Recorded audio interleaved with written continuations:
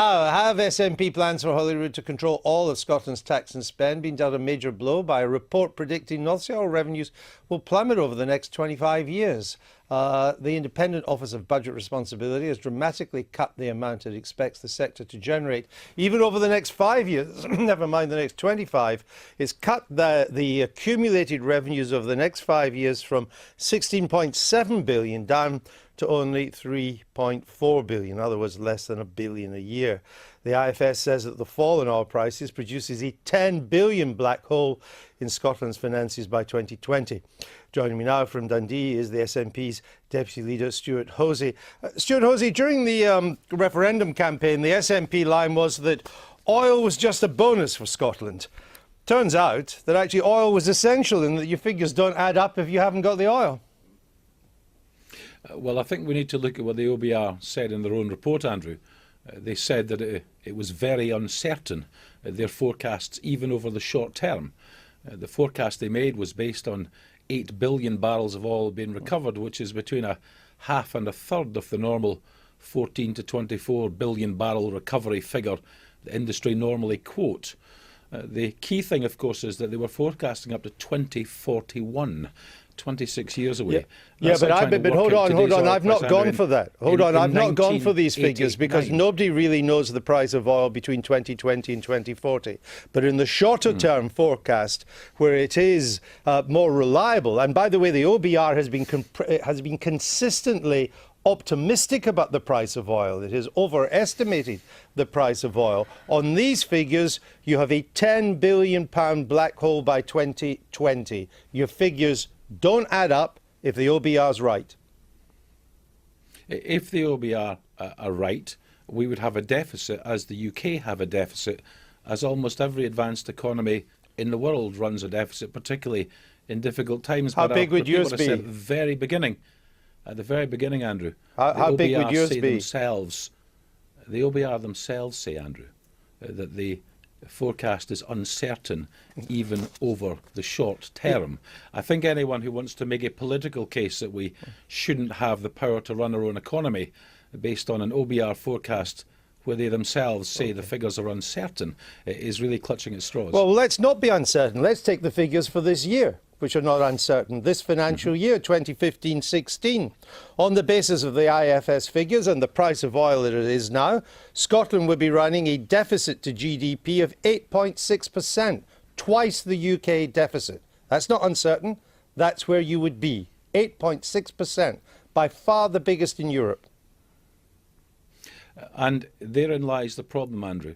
If we allow other people to control our fundamental economy, then that's where we end up. You see, it isn't good enough to say we've a deficit, and not least because the UK Treasury have run the economy badly, and therefore the answer is to allow them to keep on running the economy badly.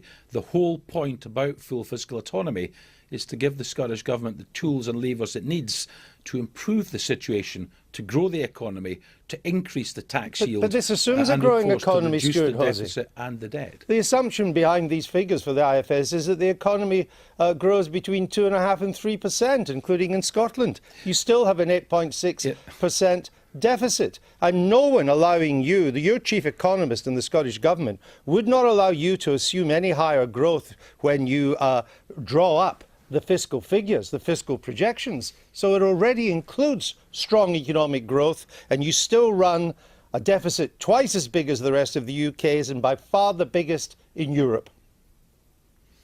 Indeed, and as I've said, one of the reasons we need the powers is to tackle the deficit and the debt in a credible way, which the current UK government self-evidently haven't done, not least because the debt, the deficit and the borrowing targets they set for the last Parliament were missed by a mile.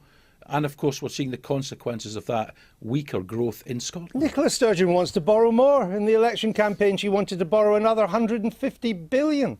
It's rather strange to criticise the government for not hitting its deficit reduction target, which it didn't, and then to say, but we should borrow another 150 billion. I mean, you're facing both ways at once. No, not at all. I mean, the whole thing about having an economic plan is it's got to deliver the objectives set for it. And so the objectives set by our economic plan at the election, including that additional borrowing, it was to release around 140 billion of extra investment, which would have ended austerity for real, while still seeing the deficit and the debt come down over the Parliament. It was described rightly as fiscally responsible because it was. Instead, Andrew, we're facing something in the order of a cumulative £146 billion worth of cuts across the UK, which will suck lifeblood further out of the recovery, causing the same sort of anemic growth we saw in the early part of the last Parliament. Well, actually, the British economy is now the fastest growing economy in the G7, and Scotland, being part of the UK, has benefited from that. But I would suggest to you, given that you would have a deficit of 8.6%, it would rise throughout the rest of this decade because the price of oil, if it stays low the way the OBR thinks it will, that you are the real austerity party. You would have a £10 billion black hole in Scotland's finances. You would have to raise taxes and cut spending and do both. That's real austerity. You are the austerity party. Well, that's certainly the argument our political opponents tried to run at the election, Labour in particular, when they lost 40 of the 41 seats. But of course, those projections, Andrew, are based on the Scottish Government following the same failed economic policies of the UK. I think the one thing even you, I'm sure, would agree is that if we had fiscal autonomy, we wouldn't be following the same political or economic policies as George Osborne and a Tory government. No, but I say to you again, these already assume strong economic growth. Now, you may say you can do better, though we have no evidence that you can. But no fiscal projections can be prudently made on the basis of more than an assumption of 2.5% to 3% growth. You may do better than that, but some unspecified growth rate does not get you out of this fiscal hole of 10 billion. You would have to tell the Scottish people what taxes you would increase and what hospitals and schools you would close to get the deficit down. Well, Andrew, we laid out a whole series of policies at the UK general election in order to bring in revenue, in order to look at our borrowing, in order to grow the economy in a sustainable way. We will do that in the future if and when we get the powers, and we have to lay out a budget about how we use those powers. But the key thing about the forecasts you are pointing to is that they still have at their heart the same failed economic policy that's being put in place by the Tory government. What has failed about Mr. Hosie? What has failed about having the fastest economic growth rate in Europe?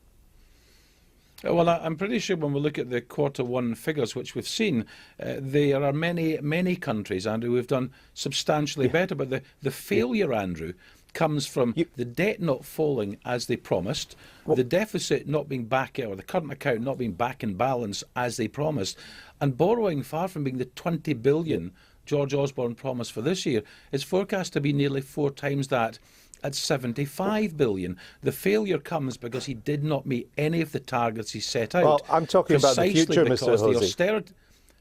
I'm asking you about the future. You keep on going back to the past because you have problems with the future. It seems to me your SNP policy now, this seems to me to be your chant. What do we want?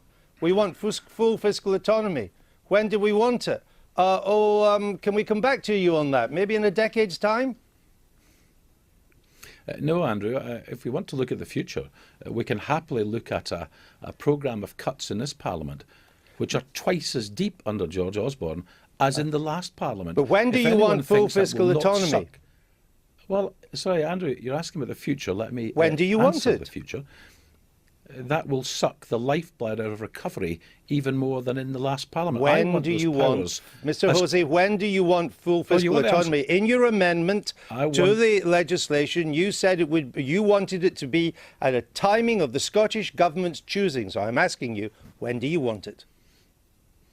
I want the powers to fix the economy as quickly as we can pass the legislation, put the mechanisms in place, have the systems in place, and negotiate the fiscal framework within the UK under which we will all operate. You gave us a timetable. You gave us a date for independence if you'd won the referendum. Give our viewers this morning a date for full fiscal autonomy that you would like to achieve. Well, the independence timetable would have been set by an independent country in a sense, because we'd require negotiation and agreement with the UK, particularly over the overarching fiscal framework. That's not all in the hands of the Scottish Government. So let's get the legislation passed, have some goodwill from the UK, and agree the framework within which we operate and begin to grow our way out of the deficit. Okay, I'll come back to you later then when that's done. You can give me the date perhaps. Stewart Hosie, thanks for joining us.